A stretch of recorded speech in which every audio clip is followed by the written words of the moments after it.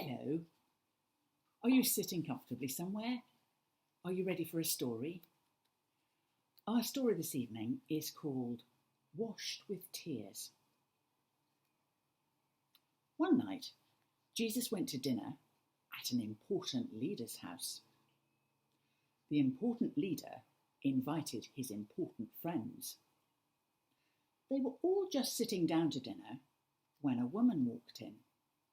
She was not invited, but everyone knew who she was. "Who does she think she is?" the guest whispered. "How dare she?" The woman was a big sinner, and everyone knew it. It was easy to see. After all, she had broken the rules and done bad things. The woman walked straight up to Jesus. She was carrying very expensive perfume. Now, the thing about perfume back then was that it didn't come in bottles, it came in jars. And the jars were made out of precious stone like alabaster. But here's the catch. The jars didn't have a lid or a stopper or anything. So the only way you got the perfume out of the jar was to break the jar. And once you'd broken the jar, that was it. You had no more. Most people didn't use perfume because it was too precious. They just kept it on a shelf and looked at it. So you see, this perfume was her most precious thing in all the world. It was her treasure. The woman knelt down before Jesus like he was a king.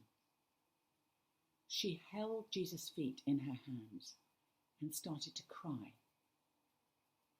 Her tears fell onto Jesus' feet, washing them.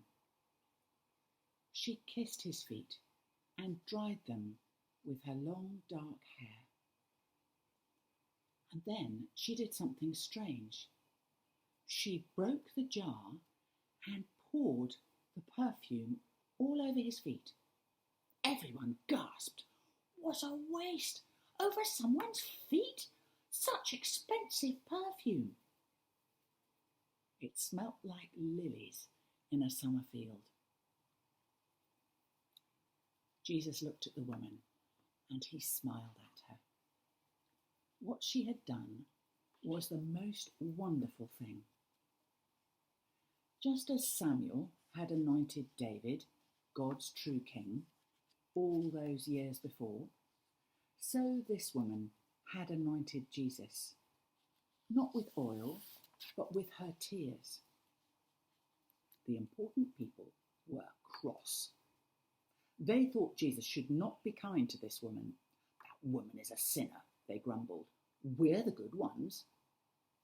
And it's true, they did look good from the outside. After all, they were keeping all the rules. But Jesus could see inside people. And inside, in their hearts, Jesus saw that they did not love God or other people. They were running away from God, and they thought they didn't need a rescuer. They thought they were good enough because they kept the rules. But sin had stopped their hearts from working properly, and their hearts were hard and cold. "This woman knows she's a sinner," Jesus told them.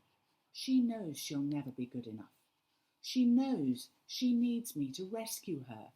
That's why she loves me so much. You look down on this woman because you don't look up to God. She is sinful on the outside, but you are sinful on the inside." The important people shook with anger. Jesus turned to the woman and smiled. "Your sins are forgiven," he said. "You trusted me, and God has rescued you." "Who does Jesus think he is?" the important people whispered. "Only God can forgive sins." They didn't believe that Jesus was God's son. The more Jesus loved people and helped them, the more the important people and leaders hated him. They were afraid people would follow Jesus instead of them. They were jealous and angry enough to kill Jesus, which in the end they managed to do.